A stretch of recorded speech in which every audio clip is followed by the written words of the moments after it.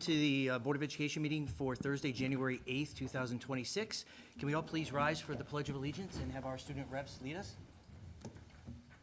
Pledge allegiance to the flag of the United States of America and to the republic for which it stands, one nation, under God, indivisible, with liberty and justice for all.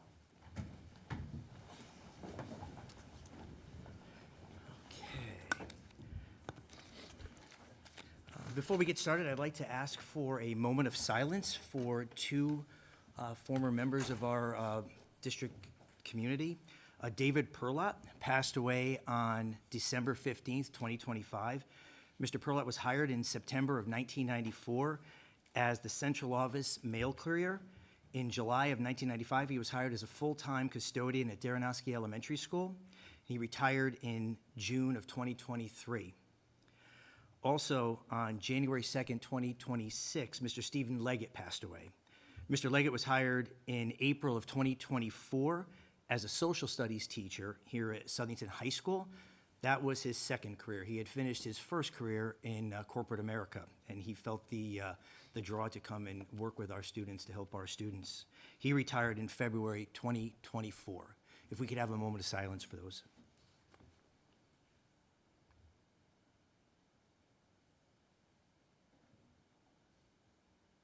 Thank you very much.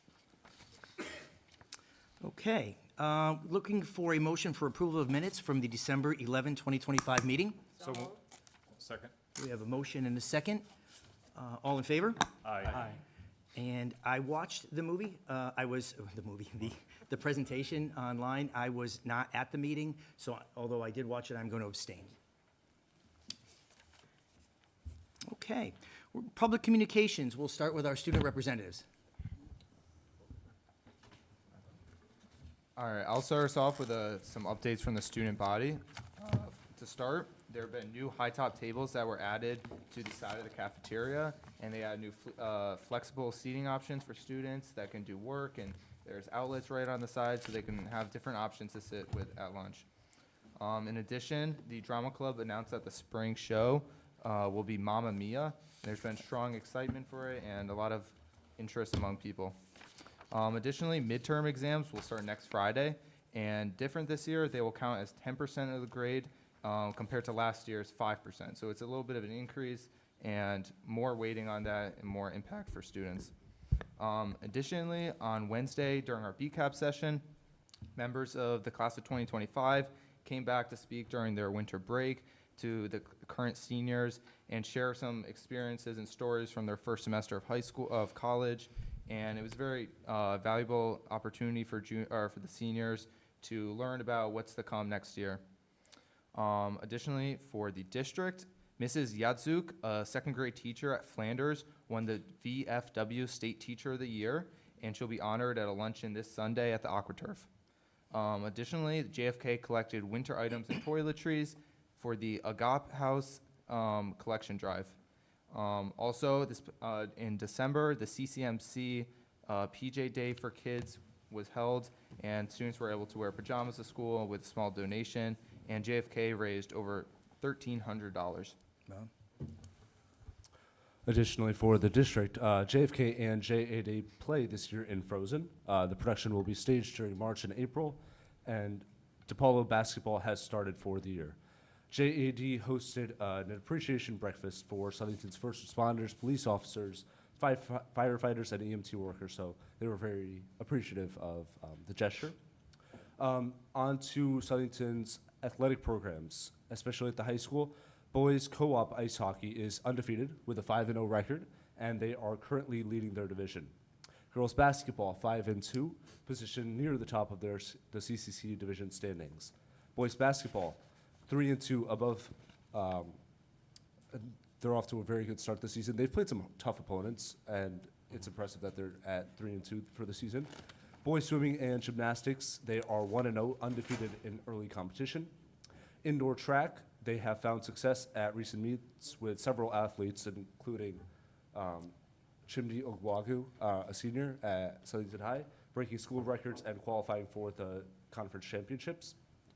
Wrestling has placed well in early tournaments, demonstrating strong form.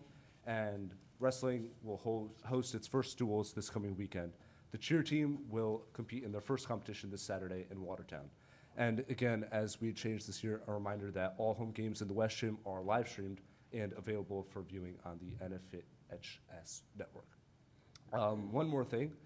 As you know, Team 195 is having their kickoff this weekend, and we would love, it's here, so we would love if many of you guys would care to join us for at least that hour that we see the new game. Students look forward to it every year. I'm going to look forward to it. Our Team 195 mentors are here, and we are looking forward to it. So we hope you will be there. We hope to hear from you guys at the event, and I know the students will be happy to see you guys there. It's this weekend, but what date and time? Yes, it is going to start at 11 a.m. 11 a.m. on Saturday. Saturday. Okay. Here. And it is very exciting. It is very exciting.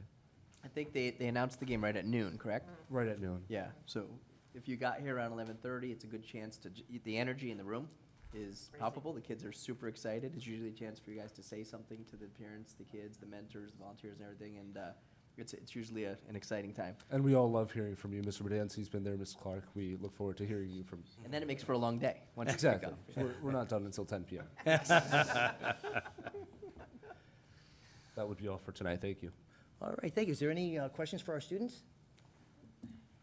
No? Thank you very much. Thank you. All right, we're looking for communications from the Board of Education members. Mr. Brown? Yeah, I've got two things. I know the school system read this book, Anxious Generation, a year ago. I just finished reading it. It's a difficult book to read. I'm going to urge that everyone in this room read the book. It has a lot of disturbing things tied into the internet use and cell phones, et cetera. Suicide rates, mental illness rates. I could go on for quite a while. The good thing I think about it is at the end of the book, he does have recommendations about how to deal with all this. So my suggestion is that once we get through this budget, which is a lot of meetings, that we perhaps form a subcommittee to investigate. And I know Sean mentioned this, I believe, last time, and we got an email from the town council chairperson about this, that we investigate cell phone, internet use, and he also talks about free play, which is interesting. Also something to look at.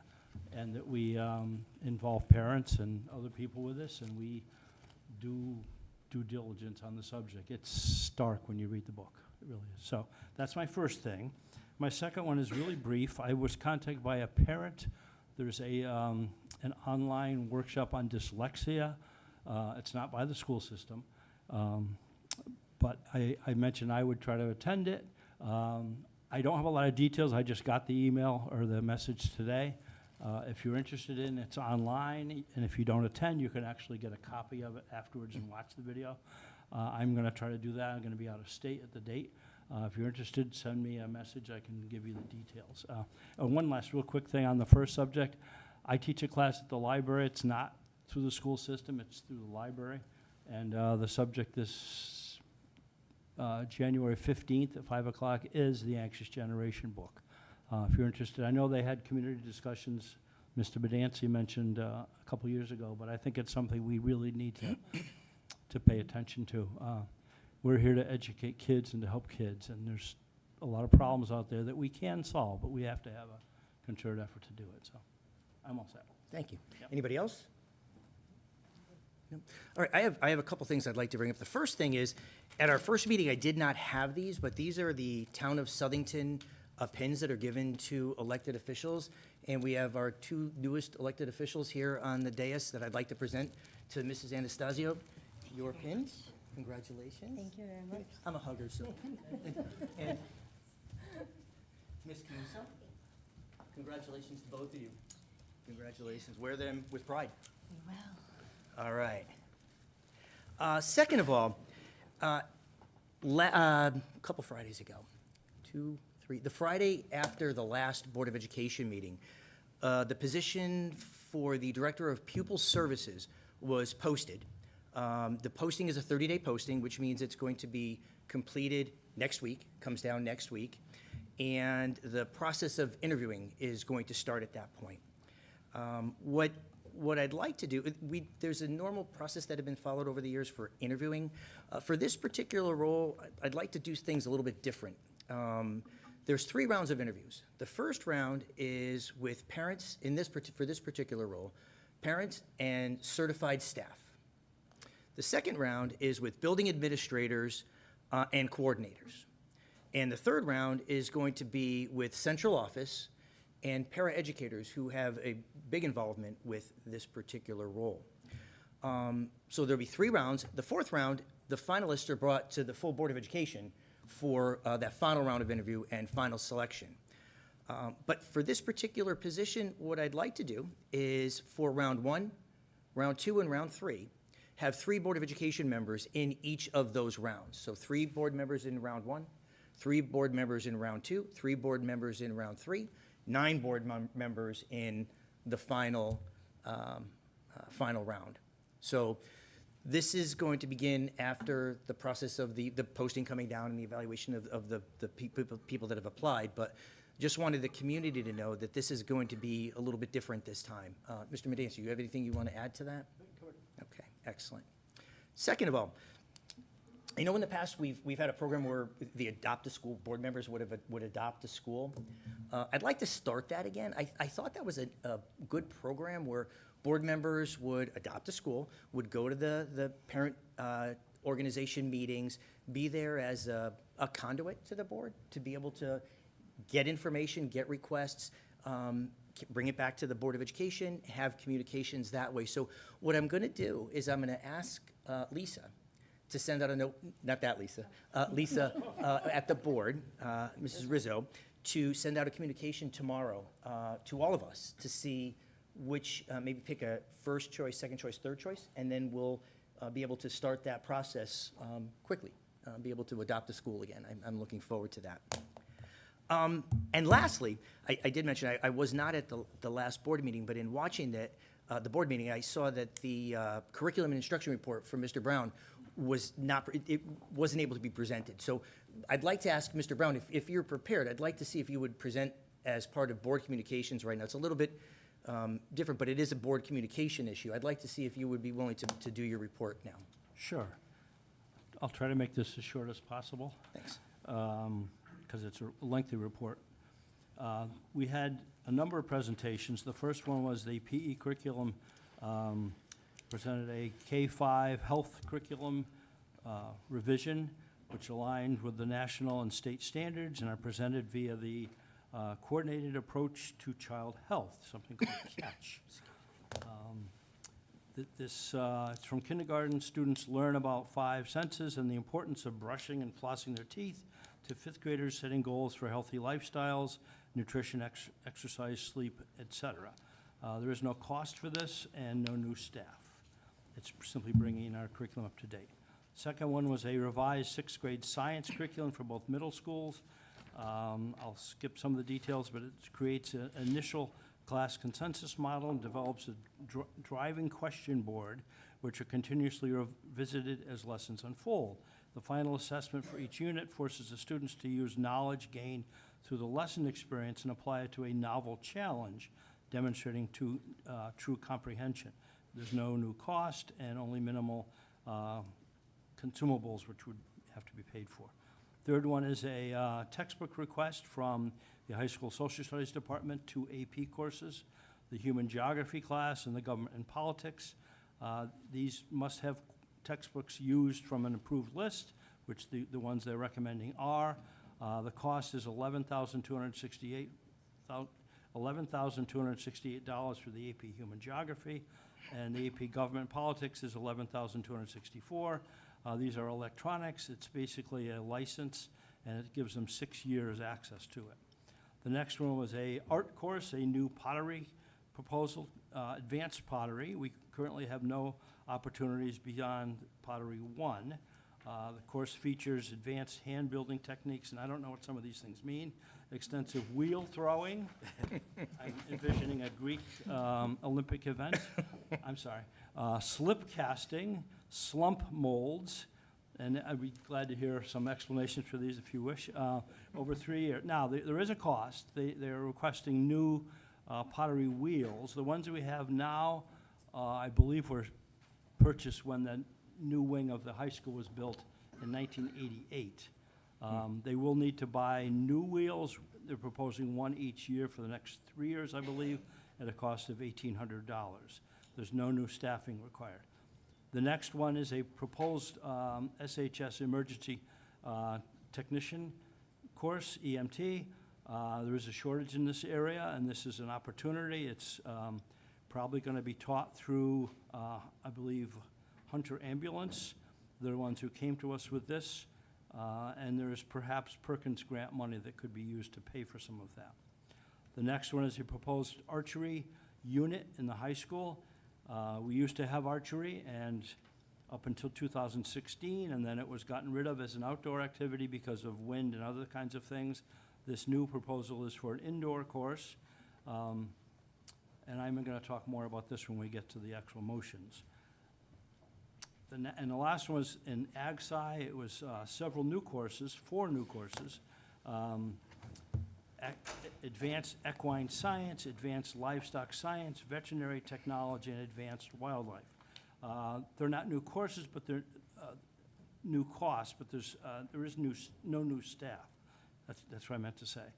If there are costs, we apparently can get money potentially through other funding sources, so the cost wouldn't be to the district. So thank you. That's my report. Thank you, Mr. Brown. All right. So, we're looking now for communications from the public, and just to reiterate the process. Oh, I forgot about you, Steve, I'm sorry. Communication from the administration. Thank you. Just a brief report this evening, mostly good news.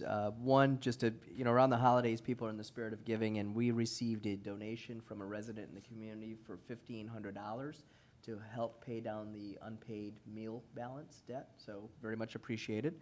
That's great. There was, on the 27th, I know some of you were able to attend. I was unfortunately out of state, but it was, from my understanding, quite a ceremony and a tribute to Mr. Queen, the basketball coach who tragically passed last year. And it was a project that I think that came full circle, because Mr. Queen was the assistant coach at the high school when one of his players, who was in the Citizenship and Action course, her project was to try and get the basketball courts redesigned so that they could shoot sideways or have full-length sideway games, versus it was in a very weird way, the way it was designed, and they couldn't use the baskets properly.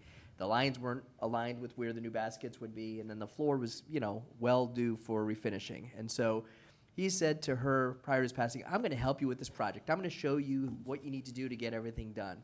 And unfortunately, we lost him prior to that. And the chairman of our Board of Finance, John Larry, heard about this and said, so what do we need to do to get this project done? And so they worked through the athletic administration, and Chairman Larry, our former graduate Lily Cooper, and the Queen family were all recognized at that ceremony, and there was a nice placard placed in the gym. So a nice, I get a little emotional thinking about it, but a nice moment. Another great one, I was contacted by 2 residents in the community, Linda Bass-Riley and Paula Lopatowski, and they said, can we meet with you? And I said, sure, can you tell me what it's about? And it was all about spreading kindness in the community. And they talked about just there's a lot of vitriol in the community, and people that are just angry about things or spreading negativity, and they wanted to know, actually, I don't even think they wanted to know. They wanted to know if they could just have my support. They had a plan. They sent it to me ahead of time. I reviewed their plan. It was outstanding. And one of the things they're doing, and they solicited donations already for all of it, was starting out with placing kindness benches at every elementary school. We already have one at Daranoski, but they got donations for the remaining 7. And then also spreading a kindness campaign across the district and teaching kids about intentional kindness. We know people are kind sometimes naturally, or innately, but I think sometimes you do it on purpose because you can see it benefits someone, or it's needed, or it's the right thing to do. So how to actually teach kids to do that. So it doesn't come with a curriculum or anything like that, but a ton of great plug-and-play ideas to be embedded within schools and classrooms to really promote a culture and a community of kindness that I actually said, I think I'd like to do this beyond our schools. I think our community at large could benefit from this. They're very excited. I asked them to come to a February board meeting and kind of share their presentation with all of you, and I said, I think the board can get behind this too. I think, at this point, anybody who's been paying attention to the world around us can see that kindness is overdue and needed. The robotics kickoff event, you stole my thunder, so Saturday, be there, be square. My favorite announcement every year, the Sloper Plunge is here, so you either give me money or you jump with me. So it is February 28th at 1 o'clock. Mr. Pepe is, I think he's going to jump this year. I might have him on the fence, but otherwise. know that? Medically clear him. I'll medically clear him. I heard you have a large donation for Mr. Pepe if he jumps. I'm just gonna say it. So, but it's always a great community event. You get down there and you can feel the community when you get there. Not as much as the water, but you can feel the community. They got a fire going. There's a lot of people around to watch it, celebrate their teachers that they see, the police department, the fire department. The community of organizations. It's just a positive event. If you want to jump, let us know. We will put you on the Board of Ed team. And then lastly, on the 25th, the Southington Education Foundation is hosting a community basketball game at 2 o'clock at the high school. Any of you are welcome to play and join us. We have a Board of Ed team. We have a police department team. It's a free event. It's not a fundraiser. It's just meant to build community. They wanted to do something where families could get out with their kids on a Sunday afternoon and just do something that's fun and see some familiar faces. So as long as the Patriots are not in the AFC Championship, I will be playing. Otherwise, I will be at the game. And then lastly, Mrs. Yatsuk. I know we shared that she was recognized. I'd like to bring her in for a future celebration of excellence. She's an outstanding teacher and well-deserving of the VFW Teacher of the Year. And I know you all like to celebrate that with our staff when those types of accomplishments and awards are given. So I will invite her to a future meeting for all of you to congratulate her personally. That concludes my report this evening. Thank you. Any questions for the administration? Any volunteers for jumping? No jumping. No. You might be able to talk me into it. Good. All right, I got one at least. All right, no. Maybe I was two. thinking of basketball game. Come on. Thank you. Okay, thank you. Now, communication from the public. We have two communications from the public sessions. This one is regarding items on the agenda, and it's for a 5-minute limit, and at the end of the meeting, it's for items not on the agenda with a 3-minute limit. So is there anybody that would like to speak from the public on agenda items? Going once? Okay, nope, hearing none, then we will move on. Mr. Chairman, Sir, I'd like to make a motion to move field trips, which is item 10A, 1, 2, 3, to move them up to be considered now as item 6E. Second. okay, we have a motion and a second. Any discussion on that? Nope. All in favor? Aye. Any opposed? All right, great. Hearing none, we will move on to item 6E. Approval of out-of-state overnight field trips. The first one is for the SHS CyberKnight Robotics team to Burlington, Vermont. So moved. Second? We have a motion and a second. Any discussion? All in favor? Any opposed? All right, motion passes. Second is regarding the SHS CyberKnight Robotics team to Houston, Texas. So moved. Second? Any discussion? Hearing none. All in favor? Aye. Any opposed? All right, motion passes. And the third is SHS grade 10 through 12, especially Latin students, Rome, Sicily, Italy. So moved. Second? Can I go? We have a motion and a second. Any discussion? Well, that's the only caveat, like, we have to be able to go. if We are we the, wanna- Or speak Latin. all right. All in favor? Aye. Any opposed?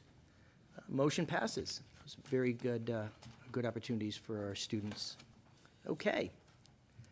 Item 7, committee reports. Finance Committee meeting from December 30th. Ms. Camuso? Thank you, Mr. Chair.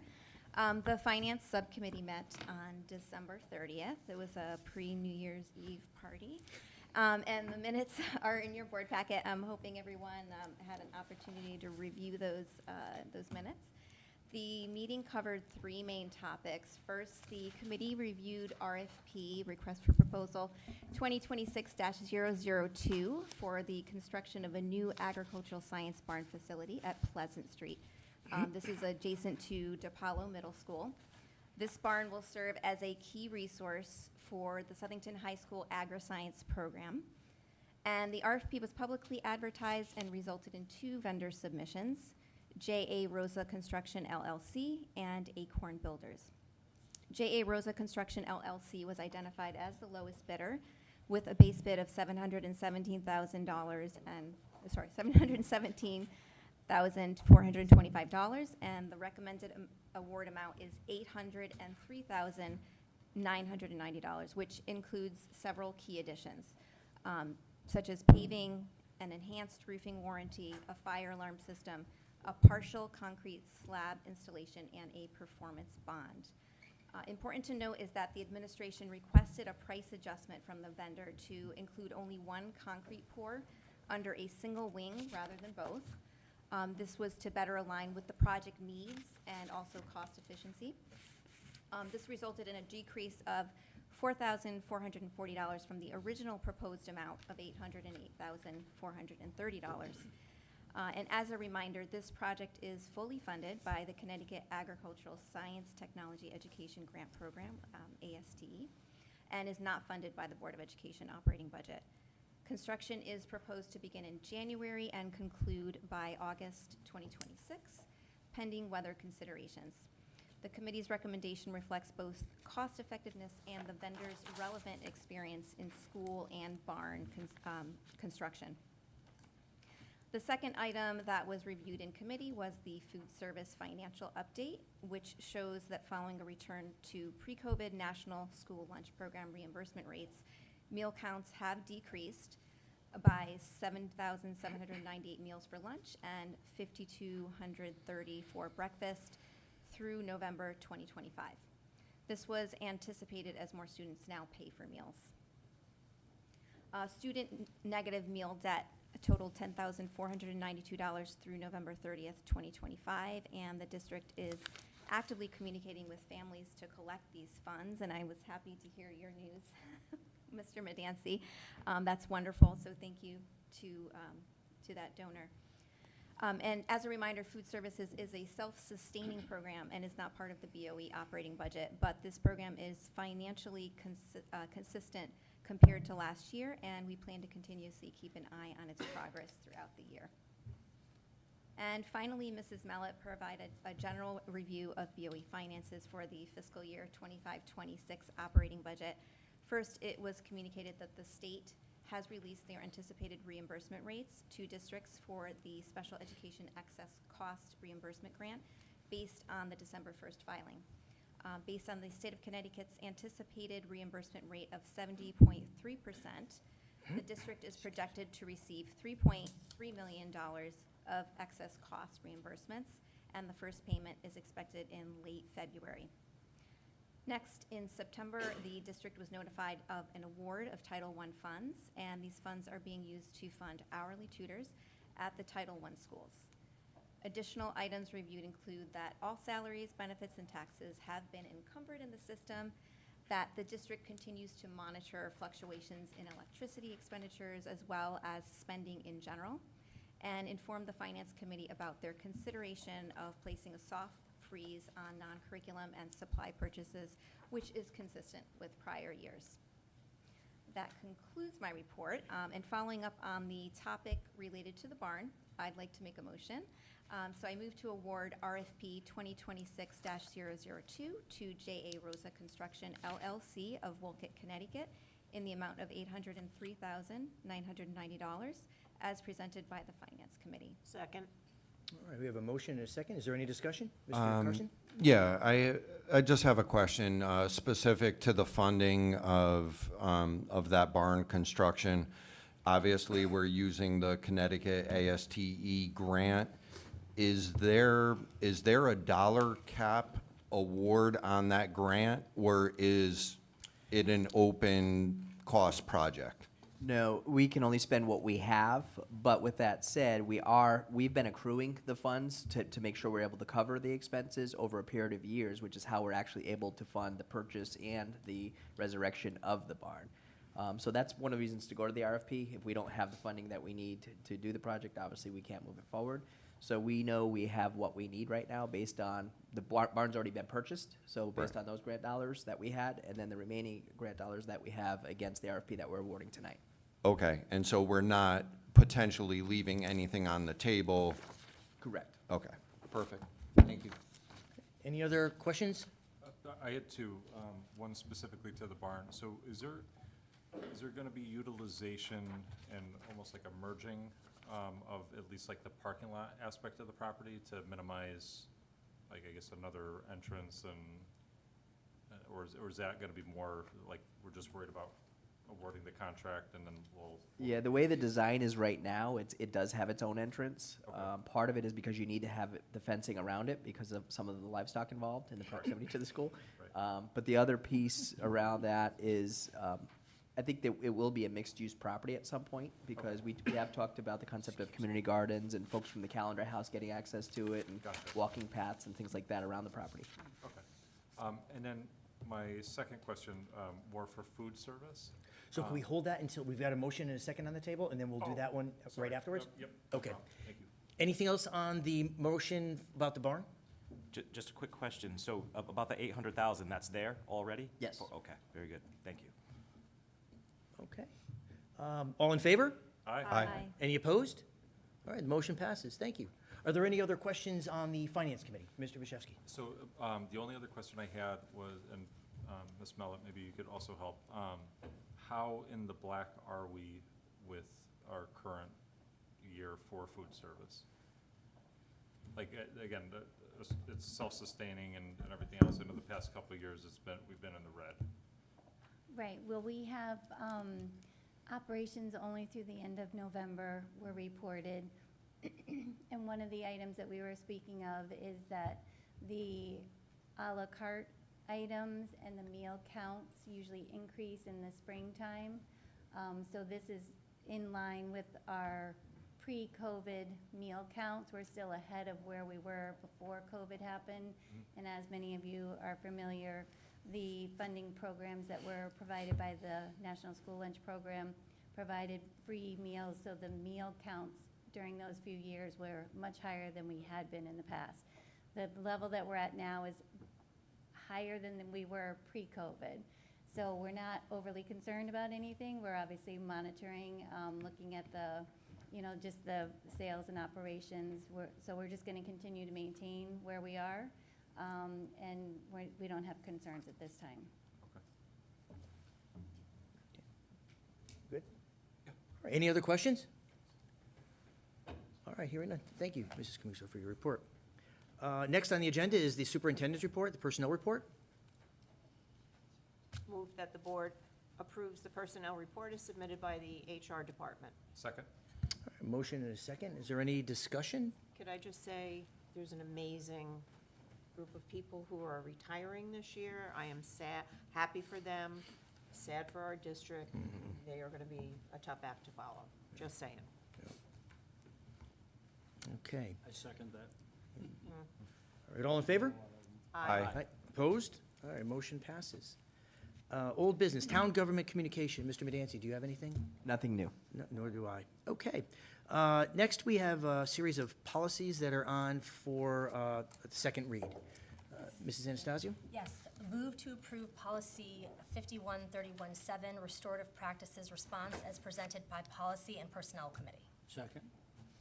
Move, Okay, is there any discussion? Nope. All in favor? Aye. Opposed? All right, motion passes. move to approve policy 5154, homework revised as presented by the Policy and Personnel Committee. Second? Any discussion? It's policy 6154, not Oh, it's, 5154. oh, I If we could apologize just for amend that. Oh, it is, you're right, correct, thank you. I don't know how I missed that. Okay. Okay, so policy, Policy 6154, homework revised as presented by Policy and Personnel Committee. okay. Is there a second? Second. Okay. All in favor? Aye. Opposed? Motion passes. Move to approve policy 61612, library collection development and maintenance policy as presented by Policy and Personnel Committee. Second? Okay, motion and second. Any discussion? All in favor? Aye. Opposed? Motion passes. Move to approve policy 61613, library display and program policy as presented by the Policy and Personnel Committee. Second. All right, motion and a second. Any discussion? No? All in favor? Aye. Opposed? Motion passes. And the last one, move to approve policy 61614, library material review and reconsideration by the Policy and Personnel Committee. Second. Okay, any discussion? All in favor? Aye. Opposed? And motion passes. Thank you very much. Our next meeting will be January 27th at 5:30, and Superintendent's Conference Room. Perfect. Thank you very much. Thank you. Next, we move into results, second readings from the Curriculum and Instruction Committee. Yep. I move that the Board of Education approve the K-5 Health New Course Curriculum as presented by the CNI Committee. Second? Motion and a second. Any discussion?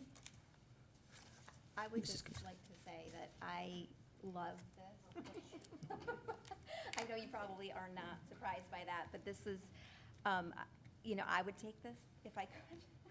I know this is for elementary level, but the one thing that stuck out to me, and I think this is a great, one of the pieces, I think it was for the second grade level, is Water Go, was it, oh my gosh, now I forgot something, Whoa.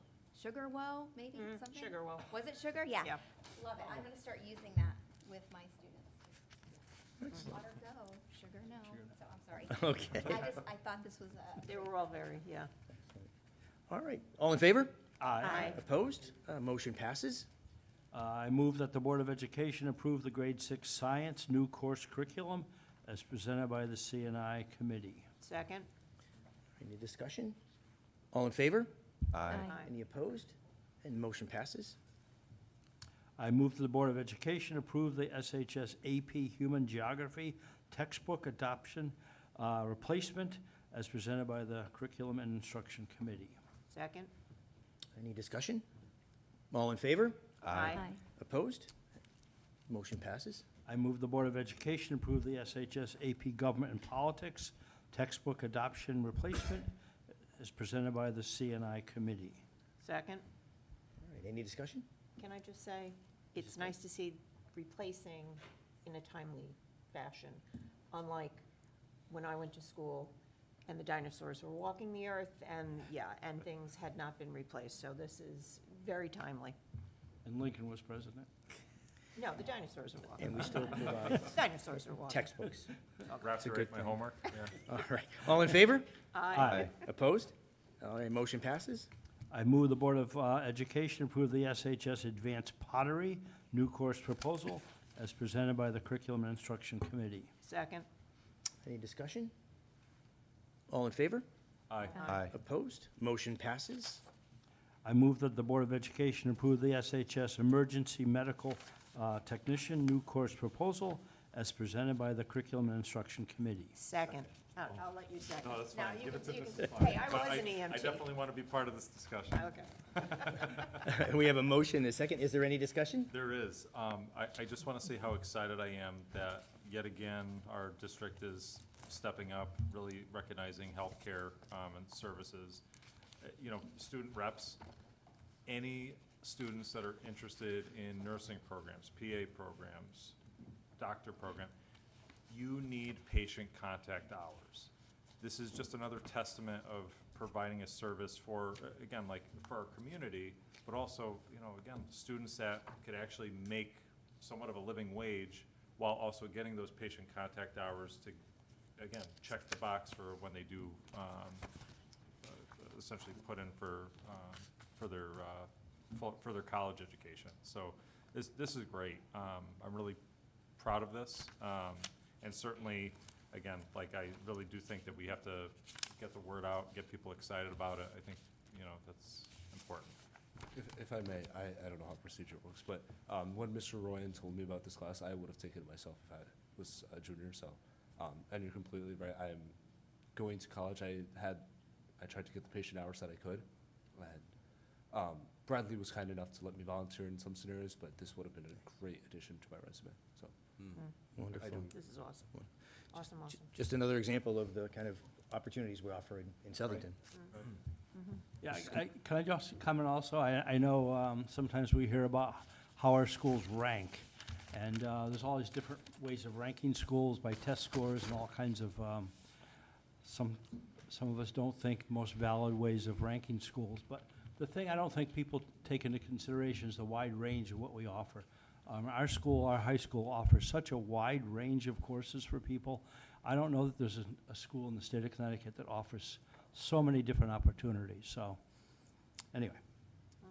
Thank you, Mr. Brown. Mrs. Camuso? Ms. I Camuso? also thought this was an incredible opportunity. If we can get this on the board. I did have questions related to, I know this is just a proposal, but I would like to know, like, there's a lot of courses that were prerequisites that I saw, like, how are those going to be offered? And there were some questions I had. I know I talked to you, Mr. Brown, about some of these, but I think conceptually this is amazing, and if we can get the professionals who do this day to day teaching this, what an opportunity, you know. So I'm behind this. I'd like to get more details around costs, et cetera, and ensuring that anybody who does want to take this in Southington is able to do that. Mr. Pepe, correct me if I'm wrong about this, but in the CNI committee, we discussed the concept of offering this. We did not specifically go through the curriculum or the cost at that point. Correct. So what I would suggest is, if this passes, is that we still have CNI look at the curriculum and the cost and bring that back to the board again. And any other questions you have? Okay? Does that make sense? Yes? Okay. Just as a side note, you'll see that the cost of the It's in the course budget. is in my budget presentation. Right. And I was going to say, the course, at least the one that I took for EMT, was the state. And nationally, you take a national test and you take a state test as well.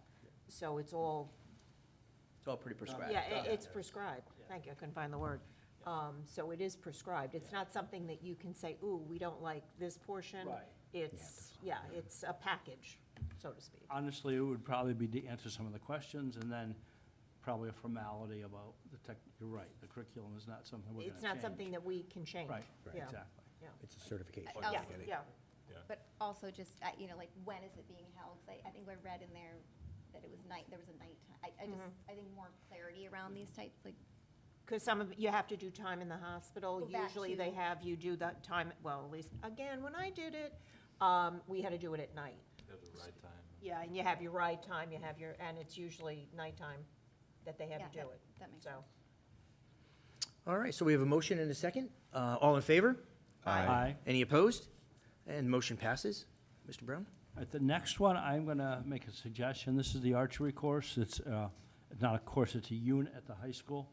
I'm gonna suggest, because we did get information after CNI met about concerns from the public about safety, so I'm gonna suggest that we table it. Let CNI reconvene, examine the new information we got, and then come back next time and have an actual vote without objection. So is that a motion? to table? Yes, I move that we table this item. and, And I would second Second. that. okay. Right. If there's a second, we can't, there's no Can't discussion. discuss. Yeah, No so discussion. if there's a Just motion table. and a second to table, can we take a roll call? Mr. Carson? This is a motion to table? Table. No. Mr. Whitehead? Yes. Mr. Wojciechowski? Yes. Mrs. Clark? Yes. Ms. Camuso? Yes. Mr. Brown? Yes.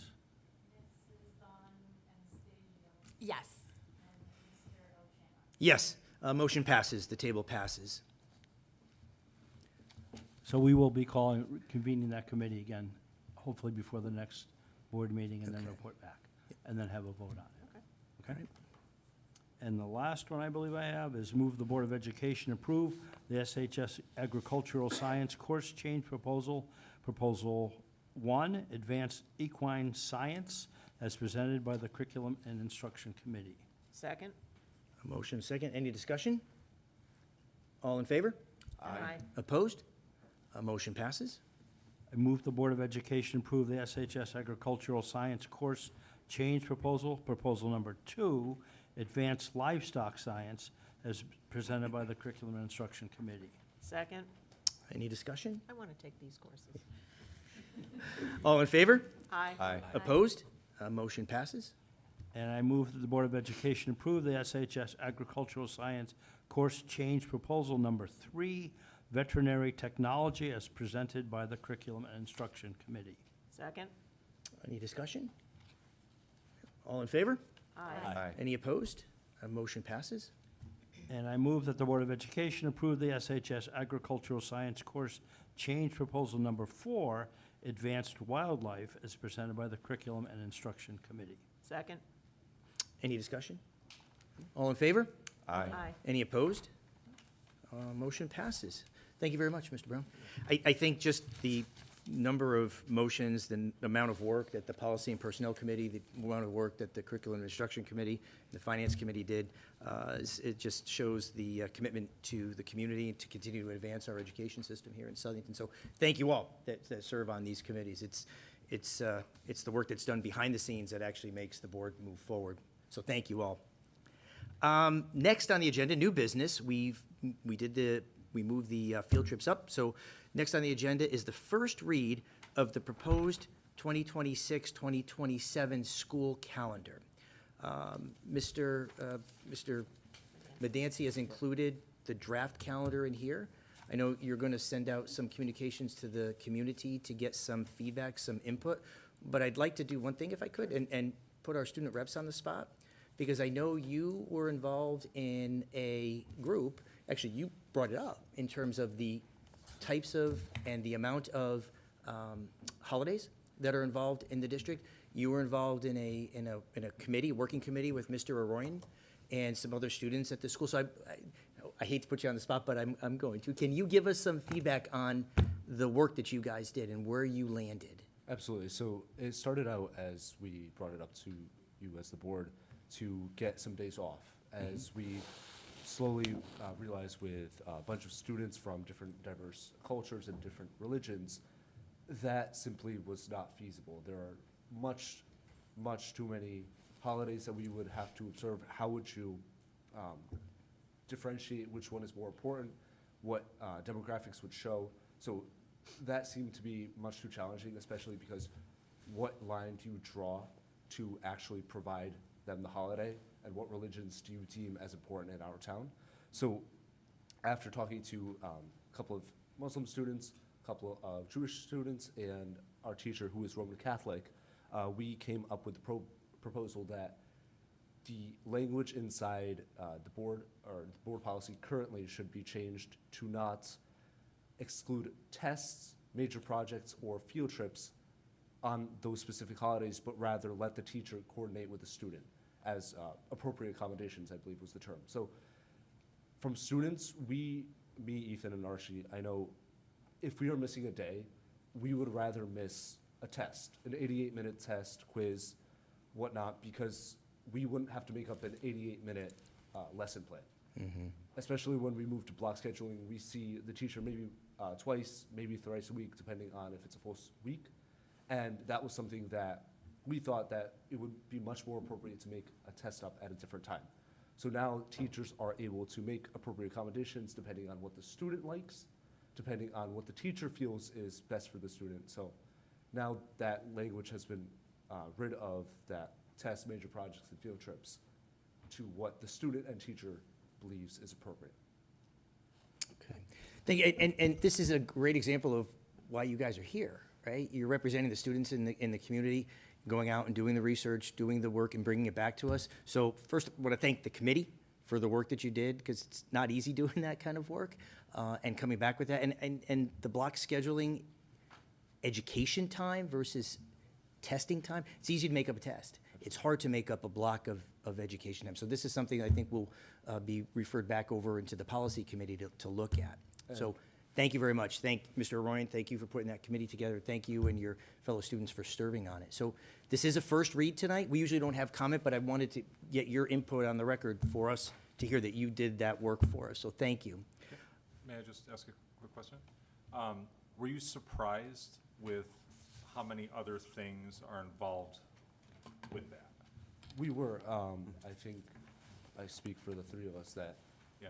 watching how many holidays holidays just grew as we talked to more students, and and I went into school the next day after Mr. Royan had a PD. I heard about 5 different teachers say how much easier it's gonna be now.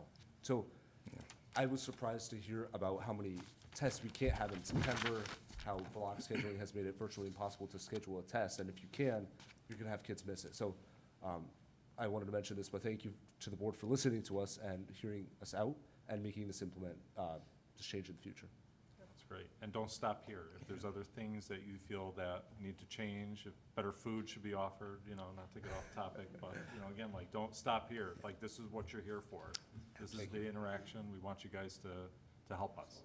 Absolutely. And it's wonderful to hear about the programs and the sports and the plays and all that. But one of the major components of what you're supposed to be doing here is being the voice for the students and bringing us these issues and concerns. And so don't thank us. That's your job, right? And that's our job, is to listen and work together. So thank you very much. Mr. Medancy, would you like to add anything to the calendar? Yep. So typically what we do, there'll be a link sent out to all families and all staff that'll populate community input. And then I gather all of that feedback for all of you and submit it to you ahead of time for review prior to adoption at the second reading. Bless you. God bless. All right. Thank you very much. Next on the agenda, we have the Early Childhood Collaborative of Southington. Joanna Kelleher is here to present to us. Hi, good evening. I was told that all of you know who I am and what the Early Childhood Collaborative does, and to skip the beginning of my presentation, so I'm going to fly through the first several slides. Who told you that? She's pleading the fifth. But I did want to stop on this slide about parent education based on the comments from Mr. Brown about the Anxious Generation book. We did partner with the school district last year for a 3-part book series on the Anxious Generation, and if you go out to our website, there is a summary of the 3 presentations and what we learned. So I know not a lot about Steve Medancy's children's social media habits, because he used the tool that he uses as an example as part of this presentation. So I'm glad to hear that you're continuing to work on that. You weren't supposed to share that. So I wanted to specifically talk about Early Start CT and our brand-new role as a local governance partner. Some of you may have heard about Early Start CT. Back in 2023, the governor put together the Blue Ribbon Panel on Early Childhood. And one of the big things that they identified is that there are currently multiple funding streams for state-funded programs. There was school readiness, which Southington was eligible for in the competitive side but never moved forward with.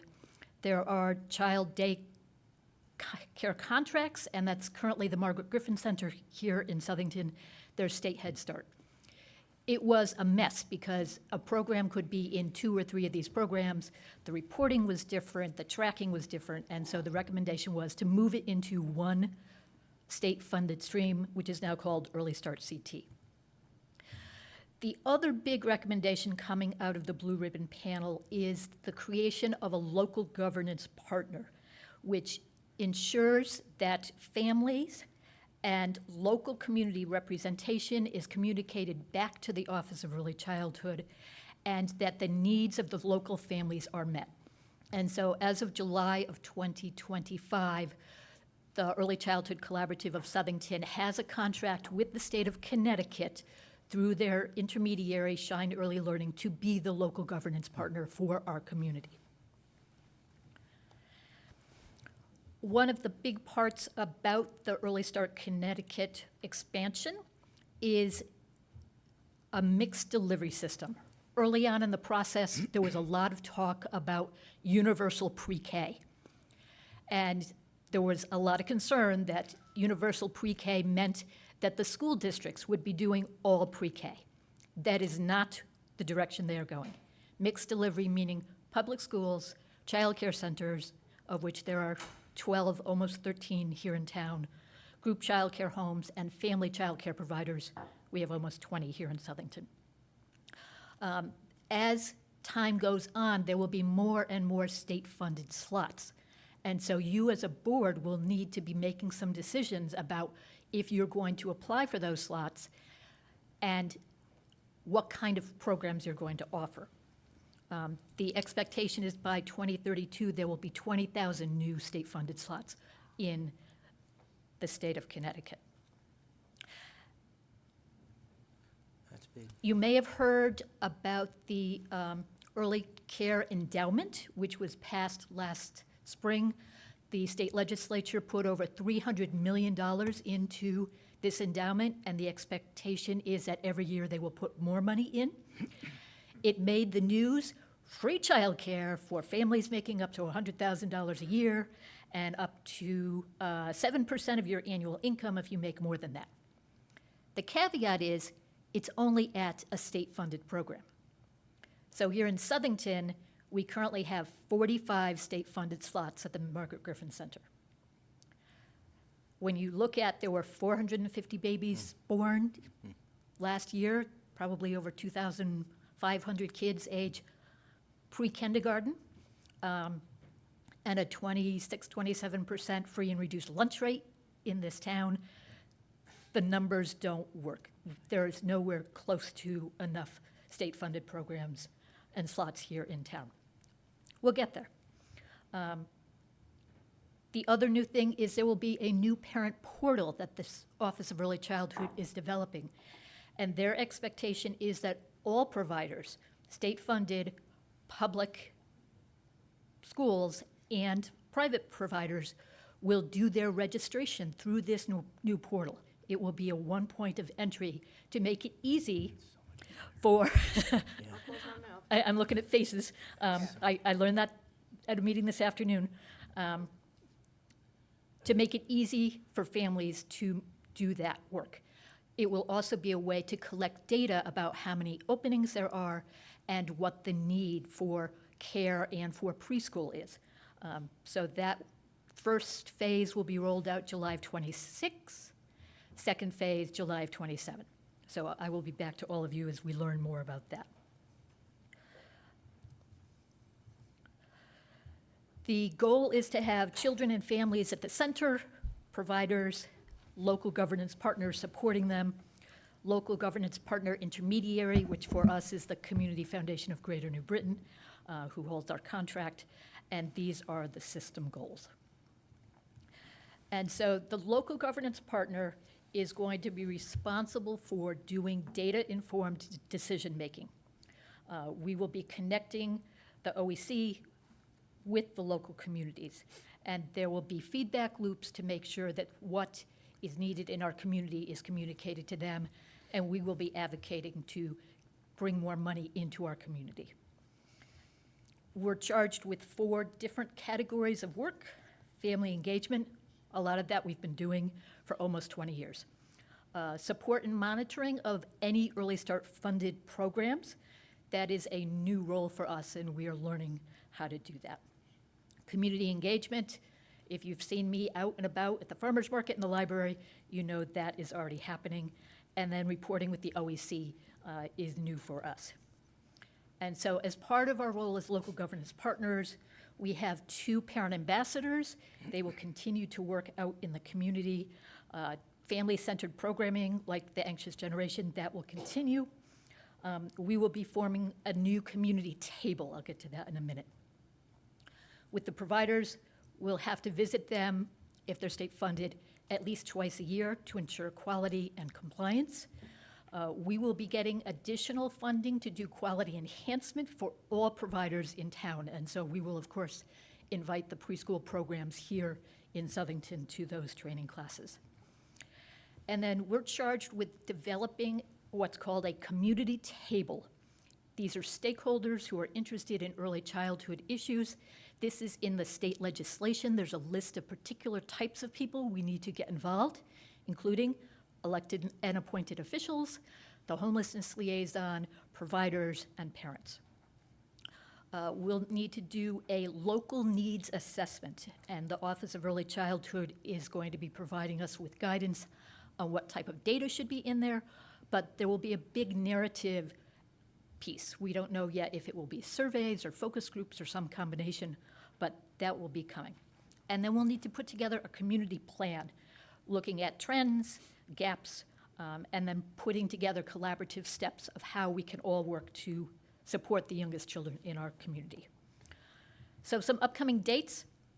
Our next community table meeting is January 15th at 1 o'clock in the Early Childhood Collaborative office downtown. You are welcome to attend. There's a link there to the registration form. In February, we're planning a mental health workshop with grant funding from the Main Street Community Foundation Barnes Trust, specifically focusing on the postpartum period, because that is a growing issue. March will be helping with the kindergarten registration process. Mr. Medancy and I were talking about that earlier. May we'll be doing our annual annual State of Early Childhood Breakfast. We'll count that as one of our community table meetings, but that's where we get people together and give an update about what's happening in our community.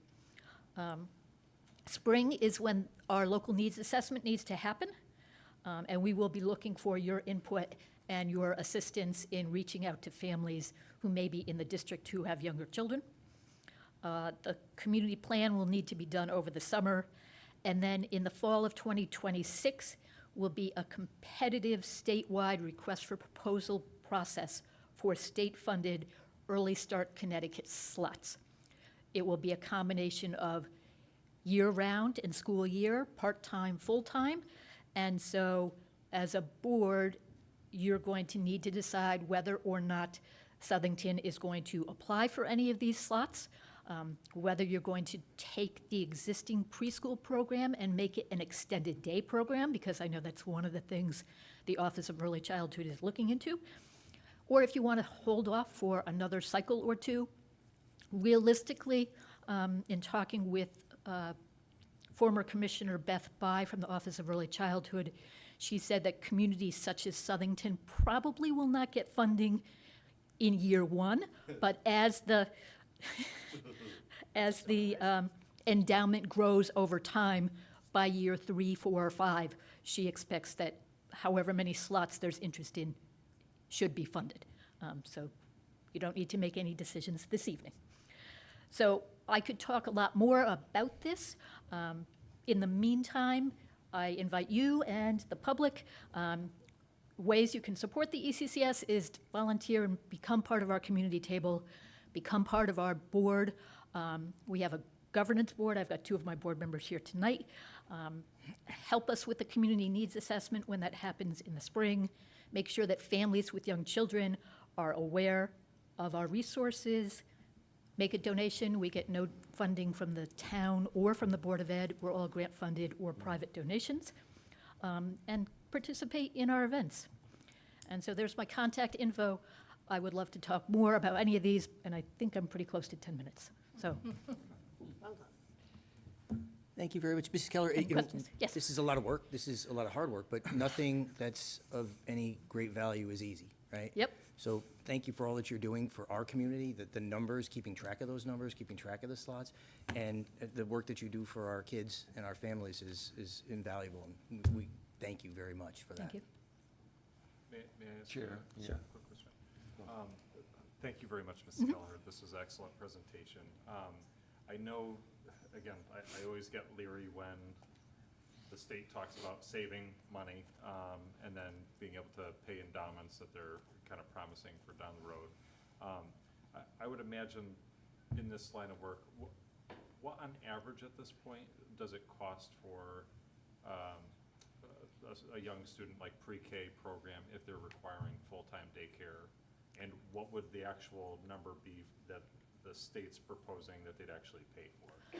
So it basically costs the same amount to send someone to full-time childcare as it does to send your high school student off to college for tuition. Like about $30,000, $40,000 a year or something like that? Not quite that much. It depends on the program. Okay.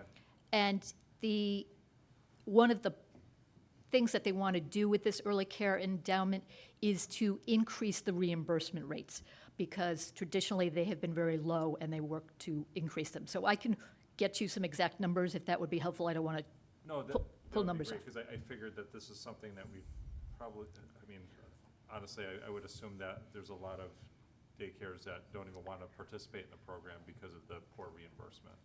Yeah, and they just increased the reimbursement rate 8% for this past October 1st through June, and they're going to increase it another percentage as of July 1st of 2026. So they are working on increasing that because they need to ensure that the teachers are paid at a rate that makes sense. And the big picture goal is to get them on parity with the public school teachers. Gotcha. Okay. Mr. Carson? Just a quick question relating to if this is a need-based grant program and we can show the need, why would the Southington community be bypassed for slots? They have not announced what the criteria is for the next round, but the last two rounds, part of the decision criteria in the rubric was based on whether or not your community was a child care desert. So there are some communities, especially in the eastern part of Connecticut, like down near the sub base, that have hardly any child care providers, and the sub base is hiring like crazy. And so they were trying to incentivize people to open any child care center. Here we have currently, hasn't always been the case, we have plenty of spots. We just don't have enough affordable spots. Gotcha. Okay. So my follow-up to that was, sort of a challenge for us, right? Is what data do we need to collect, and how do we make our community eligible? Yep, that's going to be part of our For needs those slots, assessment so- and community plan. So, yeah, doing outreach to underserved families who may need this, who we don't normally connect with because I don't see them at the library or I don't see them at the farmer's market, to get their input is going to be really important. Okay, and so That's part of our right. work. Okay, I just extend a hand, and I'm sure everyone on the board is in support of this, right? Is as we go through this process, if there's things that we can do or offer to help get as many slots as possible through this grant program, by all means, use us, get us involved. Yeah, tonight was the first step. So thank you. Sure. All right, thank you very much. Thanks. Thank you. I just need a minute here to switch profiles. So I while you're doing this, apologize. next on the agenda is the superintendent's proposed 2026-2027 budget proposal. Next week, Tuesday and Thursday, we have two budget workshops coming up. Typically, Mr. Bedancy gives his presentation at the workshop, but I asked him to do it tonight as well. He's gonna do his presentation tonight. He's also gonna do his presentation again on Tuesday for those that come to the meeting. And if I'm not mistaken, Mr. Bedancy will be sending the recording of this presentation tonight to the members of the town council and the members of the Board of Finance. But the reason I wanted to do it tonight, in addition to the next time, is because I'd like to take a look at the way that we've done our budget workshops and do them a little different this year. Instead of going on Tuesday and then going through and flipping through the budget book, and we received our budget books today, it's here, right here. The budget books are out. What I'd like to do instead is for us to start, as the board, start putting our questions together now. We have the book. Give us an opportunity to start looking through it over the next couple of days. Tomorrow, we're going to receive an email with a Google form, which looks like the old grid that we would submit questions in, that the town council would submit questions in, the Board of Finance would submit questions in.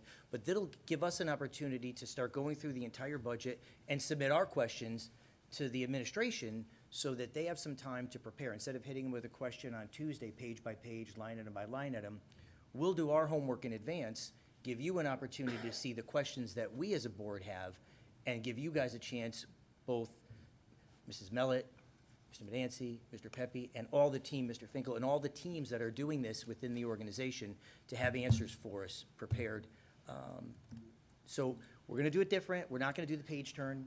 So what I'd like to do is we'll go through Mr. Medancey's presentation, and then we'll talk just a little bit further about that. So, Mr. Medancey? Thank you.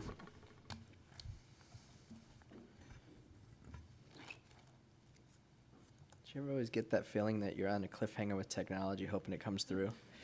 Every day. All right. Where's Mrs. Carmody when you need her?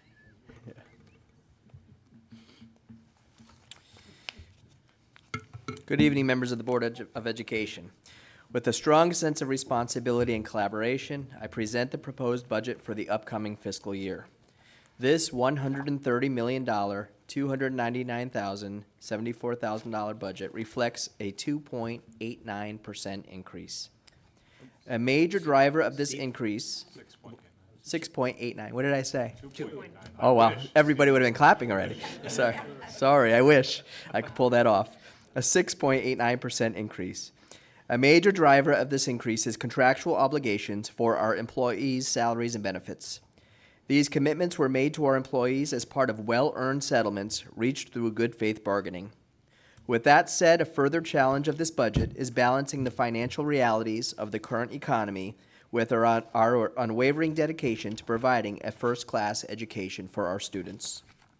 Other drivers of the increase beyond contractual obligations include higher energy, transportation, and rubbish removal costs. Despite our best efforts to advocate for increased state and federal aid, the minimal support we continue to receive from these sources places a disproportionate burden on our community. Historical information from the town's online adopted budget document highlights the increase on local taxpayers. And last year, I actually testified at the Capitol during the legislative session regarding this exact issue. And I was advocating for what I believe needs to be either some sort of escalator or some sort of inflation tool that needs to be built into the education cost share formula. And I'll highlight for you now why I say that. In 2018-19, the town received $20,348,425 in education cost share, totaling 21.2% of that year's operating budget. 8 years later, in 25-26, the town only received $499,949 more than 18-19, despite an increase of $26 million in operating costs since 2018. Last year, that education cost share revenue only covered 17.1% of our budget. If the governor's proposed budget, or should I say the past the biennial budget as it stands right now stands, we're expected to be flat funded, which means it will only fund 16% of our budget, despite the fact that our costs have increased over $34 million since 18-19. So you can see that the percentage of state aid is decreasing while operating costs are increasing, and that places the burden on the local taxpayers. And so I don't know that that's a problem Southington can fix as a community. I think it's a state issue that needs to be addressed, and I'm going to continue to work during this legislative session to pass that message along. In all, there were 41 staff-related requests spanning special education, the technology department, maintenance, and addressing our ever-increasing multilingual population. These challenges required us to carefully examine every line of our budget, making difficult decisions while striving to preserve the core programs and services that define our system. Our goal throughout this process has been to ensure that our students' needs remain at the forefront, even amid economic constraints. Looking ahead, I'm eager to continue working collaboratively with all of you, our town officials, and our community stakeholders to adopt a budget that balances fiscal responsibility with the needs of our students and staff. Together, we can ensure that our district remains a place where students are inspired to excel, educators are empowered to innovate, and our community takes pride in, reflecting our shared values and aspirations for the future of our district. So what I'd like to present this evening is really much more of a high-level overview of the budget. I understand during the workshop we'll get into details around certain portions of the budget, potentially larger portions of the budget that call for more of an analysis, but I want to highlight a lot of what I just spoke to in terms of the major drivers for you this evening. One of the things I wanted to build into this year's budget is something that we all took action on in the fall and it's something that came up 2 years ago at the start of a budget process where we used to adopt assumptions and priorities.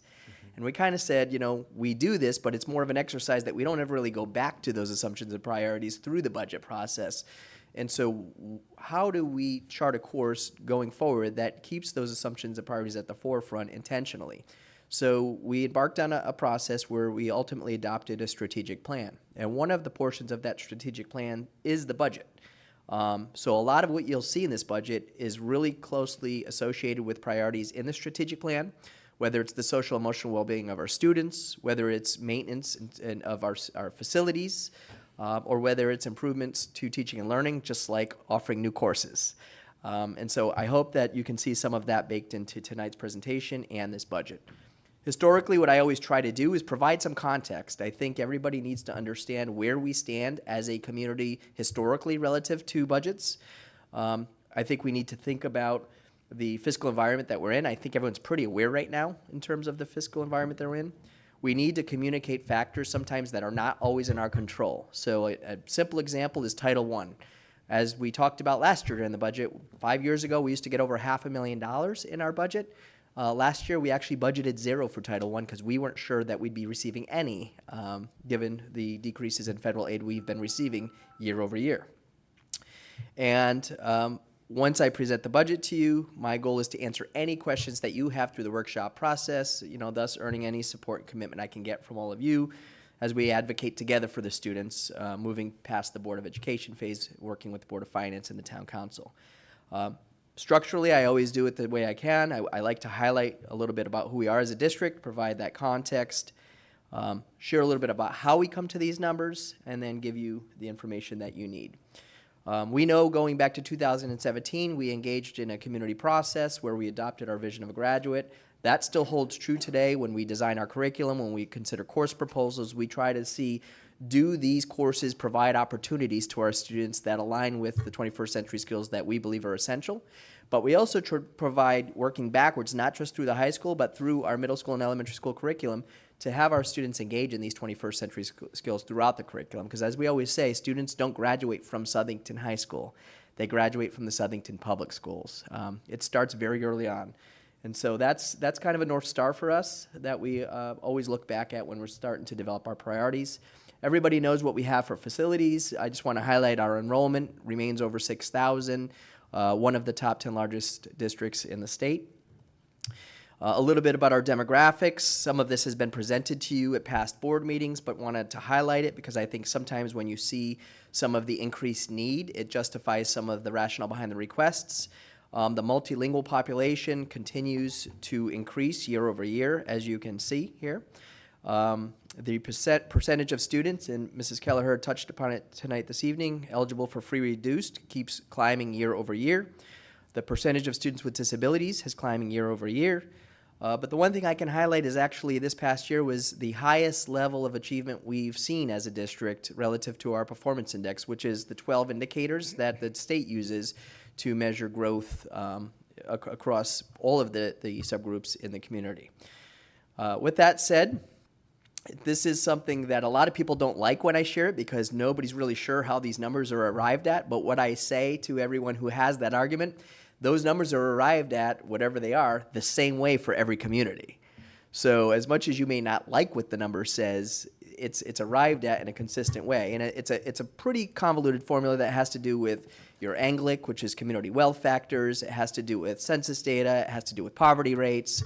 It has to do with your enrollment numbers. And so it is, unless you take a real amount of time to study it, it is hard to understand. But this does highlight that we are getting a bargain, that we are doing a good job for what we spend on our students. When we say we're the 28th lowest district in terms of funding, what that means is there's about 160 districts. So we are about 132nd in terms of the amount of funding we provide per pupil. The past rate, as I said, I wanted to offer some historical context for all of you.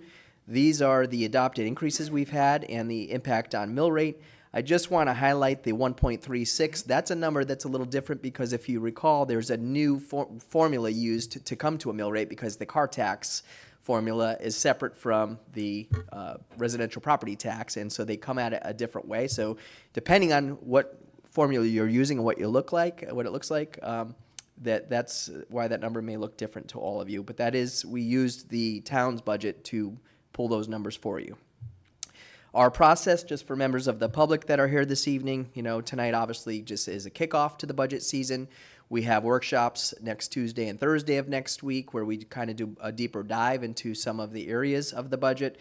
And then once, what we've typically done, we've a few years back, and I think it was a very wise move by this board, we wait for the governor's budget to come out, because you don't want to adopt your budget and then have a surprise at the legislative side of things that there may be some unfunded mandates or some large changes coming our way that we're not prepared for and not able to address with our Board of Finance and Town Council through the budget season. Then we work with the Board of Finance. They always do a very thorough job and ask very thoughtful questions of us in terms of what's in our budget, why is it there, what do you need, what are you doing with it, and then we move on to the Town Council. I always think a point of frustration for me, and I'm sure for all of you, is that we don't actually get to reallocation and adopt a budget until May, and that puts always our administration behind the eight ball when the fiscal year ends June 30th and the school year is ending, and you want to be able to proceed with your hiring, and especially in staff that are in shortage areas. But you still have to be cognizant of what the bottom line is going to end up being. Our budget season, I really want to do, I have to make sure to thank our administrators. They spent a tremendous amount of time putting together their requests and their proposals. The rationale for every request, I talked about the 41 staff positions. You will not see 41 staff positions in tonight's budget. With 41 staff positions, we were at a 9.51% increase. We can't bring that forward in the economic climate that we have. We know that. But listening to our administrators, they each made a very valid case for why they were requesting what they were. That's where I touched upon in my opening remarks how difficult of a decision it is to try and narrow the scope of those requests down and identify priorities. I will say, as I mentioned previously, we did look back at the strategic plan a little bit to talk about, okay, so if this is what we're going to use, then what should make it into this budget? You can tell we start early. Every year it amazes me. I feel like we just kick off the school year and welcome back our students, and then we're already planning for next year. But through these sessions, we whittle down to tonight's presentation. As I touched upon at the beginning of my presentation, we started at a 9.51%.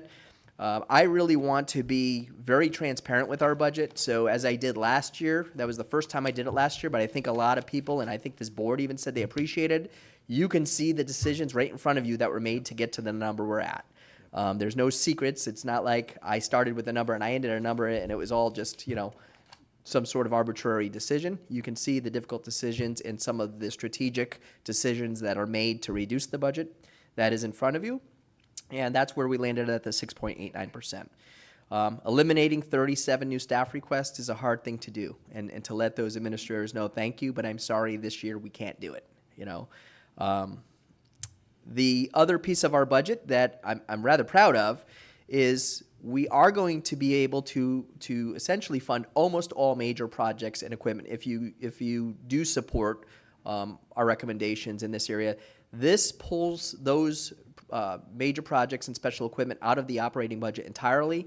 I know that's not a completely new strategy to all of you. We've done this the past couple budgets, that if it's one-time funding and we have the resources to do it outside of the operating budget, it helps to reduce this number, and it also eliminates those expenses or costs from becoming an annual expense to the taxpayers if they're built into the operating budget.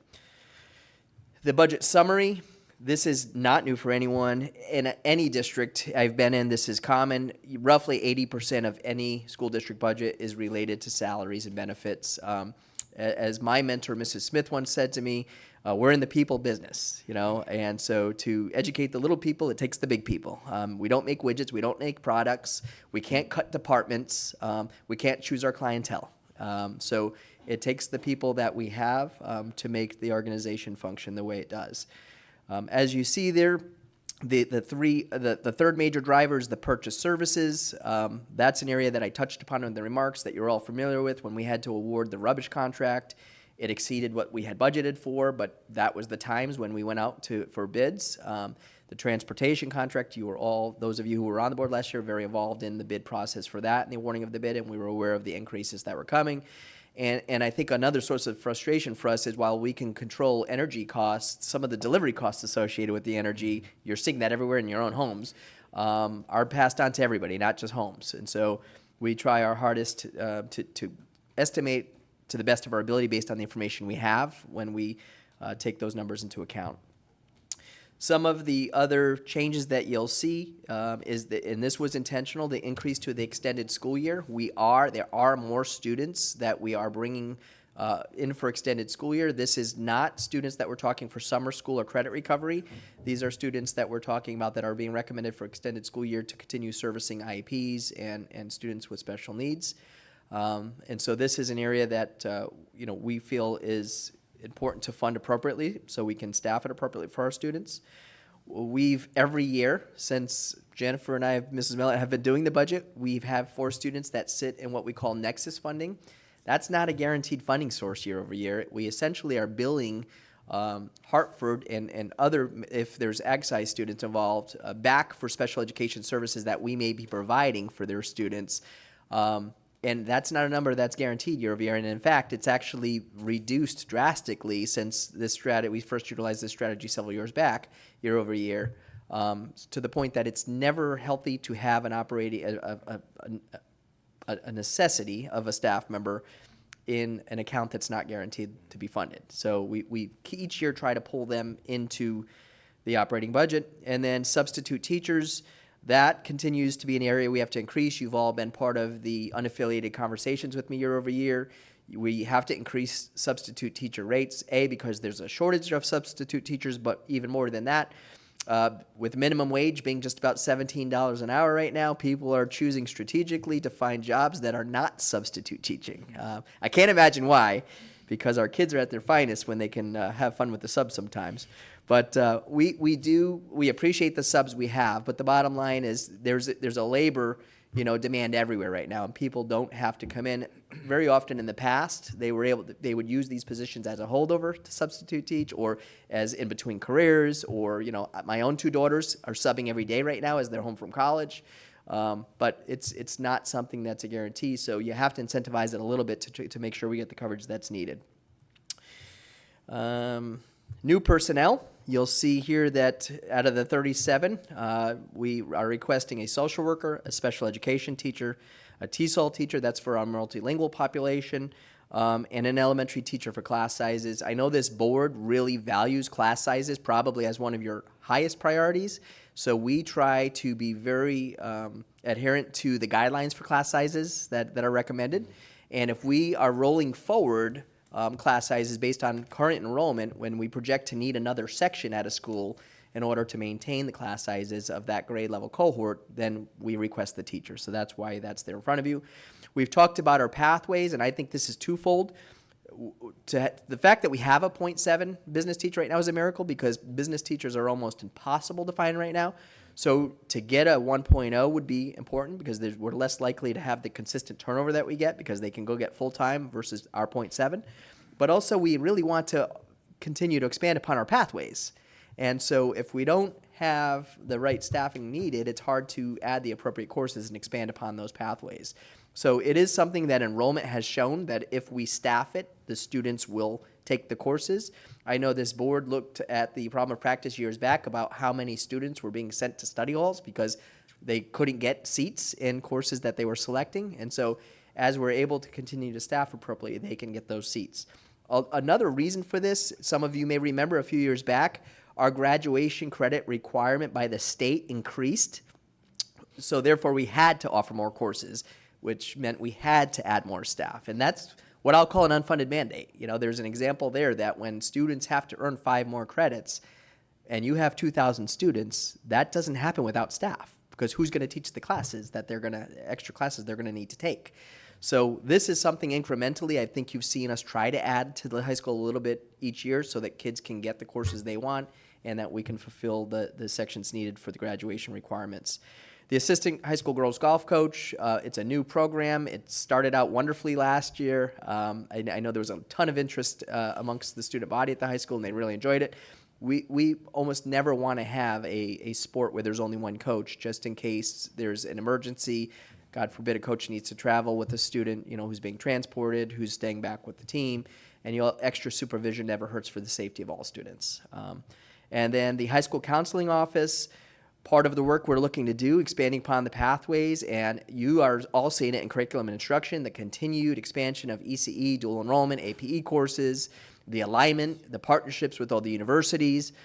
They're taking on a lot, but we also want to remember, as much as they're doing the program building too, we want them seeing kids. And so, we want to make sure that we can staff that so we can continue to advance the work, but we can continue to support students as needed. And lastly, the extra summer days. This is a minor request, but it's something that we still want to account for because we don't have a lot of money just sitting around in the budget, so we reflect it at least. Mr. Gary at Hatton has a lot of special programs in his building. He's one of the administrators that, through the administrator's contract, works additional days in the summer. So to have the additional clerical support to help him when he's there doing the work the reason why he's there, he has requested, and we feel is a very valid request, and it's a minimal expense. So that is reflected. The benefits, Mrs. Mellett has done a tremendous job with this. She worked with the Board of Finance and the town and our insurance consultant to try and get our best estimate of what our projected increase should be in terms of what's being built into the budget. You all that have sat on self-insurance know it's a little bit of a moving target at the beginning of the budget season until, the claims data starts to come through over the course of the year. And so this is a number that may likely be amended at some point through the process, but until that time comes, this is the most information we have. Mrs. Mellett met with the Board of Finance and the insurance consultant in the town on December 30th, I believe it was, and there was a recommendation to use some of the reserve, but there was also a recommendation to increase by the amount you see reflected here. MERS is another one. We don't get this number at this point in the budget process, and so once we get the accurate number, we might be able to amend it. But at this point, we're using the number that probably aligns most closely with what past year's increases have reflected, or what information we've been given year over year. It was expected to be scaled in over time, and the increase was so substantial that they often are sliding it back a little to try and minimize the increase and the impact on districts. But that's the number we use, the 17.21%. Our student transportation, I touched upon. We have a contract that has necessitated an increase in this line item. The other piece that we have done well is we went out and sought a request for proposals from all of our special ed transportation providers where we thought it was appropriate. I think what we learned is in some cases we awarded bids and decided for some of the students to stay with the current transportation provider was the best, but we're in other cases where we thought we could gather some savings, we were able to do that, and so we try hard to build that in. And we've talked about in the past McKinney-Vento transportation. You can't necessarily budget for that. You don't know when students are going to arrive in your district and declare homelessness. But when they do, it's the town's, by law, we have to transport them to wherever their place of shelter is at that point in time. And it may not be in Southington, but if their last official residence was in Southington, then they get to continue, coming to the Southington schools, but we may be transporting people to other towns, in surrounding communities. So that's an area that this year we have 27 students currently. Last year we had 32. The outplaced diagnostic tuition and diagnostic center, we typically budget for anywhere from a 3 to 5% increase. You all know the state has passed legislation last year to try and cap it at what an increase can be and what contracts are going to look like, model contracts for outside institutions, because in the past it's been a little bit of the wild, wild west. So we agree with a family on an appropriate placement for a child, but then we're at the mercy of what the provider was going to pass on as an increase year over year, and it varied by what placement we're talking about. So the state's trying to kind of regulate that a bit so that it's easier for budgets to budget, for districts to budget and plan for what those increases may look like. The other piece around the expense is the increase is the excess cost. If we budgeted for 88%, you probably would see a reduction in this line item in terms of what the outplaced costs are. We've never seen 88% since I've been in this district. The highest I think I've seen was 76% several years back. More recently, last year, it was around 71 or 72%, but that was only after legislative action. When we were, if you remember me reporting to all you, we were funded, short-funded significantly, and legislative action in the spring took corrective action on that, and we were able to be reappropriated the amount that we felt we were shorted based on what we budgeted for. So we were thankful for that. The technology, this is a new world that we're in, and it's not something we can avoid and put off, because the minute you do it, your infrastructure is in jeopardy. Technology is changing constantly and evolving, and sometimes technology is obsolete in terms of the software updates and upgrades that you can make. In other cases, some of our technology ages out, over its useful life, especially student devices that are thrown in backpacks and dragged around the school and used year over year. Our staff rely on their devices, so we have a replacement cycle. We've done a nice job in the last couple of years, I think, supporting the replacement cycle. We were lucky that our initial seed was all federal government funded. We're not lucky under what circumstances that occurred, right? Everybody knew the devices needed to come because of remote learning and COVID. But once you get that gift and you don't get it year over year, then you have to plan for how you're going to continue in that model going forward. We've done a very nice job with that, and I think our technology team has done a great job developing a replacement cycle.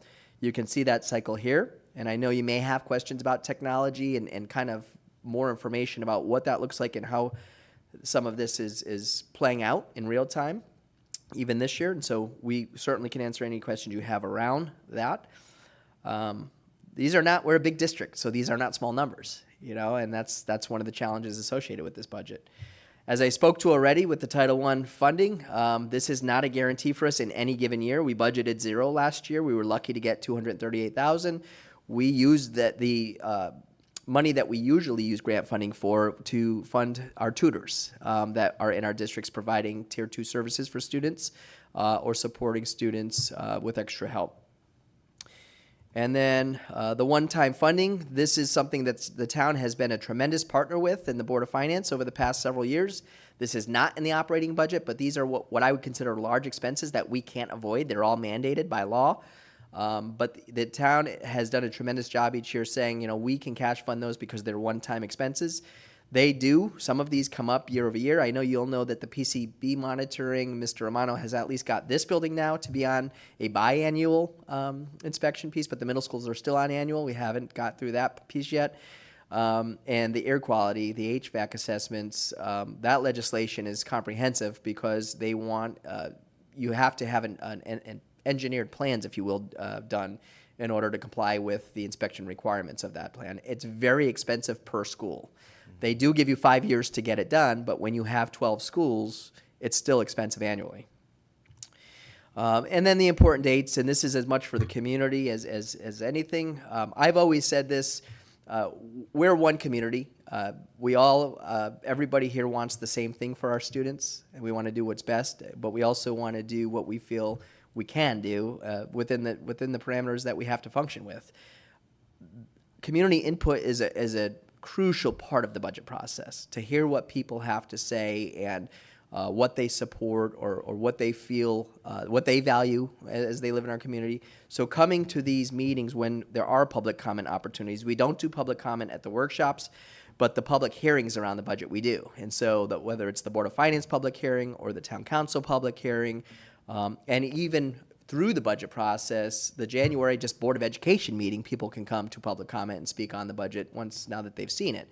I just really strongly encourage members of our community, if there's something they feel strongly about, either way, just come and speak to it. The engagement process is important. That concludes my presentation this evening. Thank you, Mr. Medancy. So, again, we're going to do things a little bit differently this year. Mr. Medancy, I'm assuming you're going to send us that presentation, so we'll have that. It contained a lot of very useful information, a lot of good summary information. We all have the book now. We all have the full budget book. What I'd like us to do is to take this book and begin our homework today, tomorrow, and begin the process of putting our questions together for the administration. I think tomorrow we'll get in our Board of Education email a Google form. If anybody has trouble with the Google form, contact Mrs. Mellett. You're welcome. You're welcome. You're welcome. But Or me. Or We Steve, we okay. can get you access to the link. Yeah. Essentially, you just need a Gmail account. If you have a Gmail account, we can get you access to the link. If you don't, then just let us know and we'll come up with a workaround for you. AOL account, don't you? Yes, I do. But if we can begin to put our questions together, this will give them an opportunity to get the answers to us much more effectively. If you can't access the link, some of you probably do this all the time and it's easy for you, but if for some reason it's posing a challenge, email myself and Mrs. Mellett your question and we'll insert it into the document. Okay, perfect. And then just to, again, the Tuesday and Thursday of next week, 7 o'clock till 9 o'clock, starts, and they're both here at the Municipal Center. And then the following week, following Thursday, is our Board of Education meeting where that we will have the opportunity for public input at that point. And as Mr. Medancy said, we are not voting on the budget till after we get the final governor's budget. So thank you very much. A lot of information, a lot of work for us to do. Just clarification, so we are not going page by page? Correct. We're only gonna go by the questions that we submit? Yes, so we'll go page by page in our homework, if you will, right? So we'll be able to look at this and create our questions in advance. This way, they'll have an opportunity. And I know it's short. Tuesday's coming up quickly, right? We have Tuesday, we have Thursday, but if we can get them to these guys, it's a live document, so as you start putting them in, they can begin answering those questions. And we'll then follow up with answers at the meeting. It's not just gonna be a written paper. And I was gonna say, Mr. Fickle is the one who set the document up, and it is set up to allow anyone who has the link to be able to get in. So we're pretty confident that you're gonna be able to do it, but if you do have trouble, we wanna hear about it so that we can help you see the live document and see what your counterparts are requesting for questions as well. Okay. Next on the agenda is public communication on items not on the agenda. Is there anybody that would like to speak? If you would come up and give your name and address for the record, and we have a 3-minute period.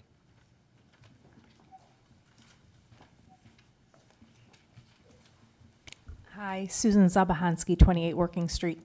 I just want to, so a lot of times I work late, but I do watch these meetings. I was really disappointed. You were not here, I don't think, the last meeting, but I think, and she's not here now, but there was concerns about curriculum. You know, it was a first read, and it wasn't read to the public. So we had no clue what was going on with the curriculum. I did reach out to Mr. Brown, and I appreciate him getting back to me right away. But I think in the future, that should never happen, because sometimes we can't make it here, so we watch these meetings afterwards or sometimes during. And it's important that the public has information, as you guys have on the board. So I'd appreciate that in the future. Thank you. Thank you. Is there anybody else that would like to speak this evening? Okay, if not, I just, and just at the end of the meeting, I just want to say, there is an opportunity for anybody in the public to go online to the Board of Education's website. If you go into the Board of Education's website, into the meeting information, any of the data that we see is actually posted on the website. So it's out there if somebody is looking to read the curriculum, read the minutes of those meetings, all that is out there. And if you have any issues, let me know. I'll guide you on how to get there. All right. Is there a motion to adjourn? Second? All right. All in favor? Aye. All right. Thank you all very much.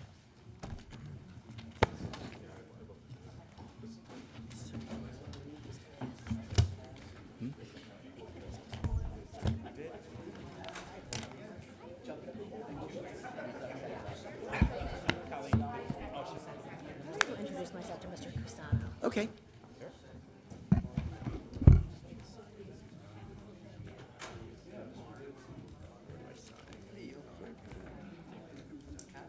Right there. Some light reading for today's date? Well, considering we don't like transparency, you know.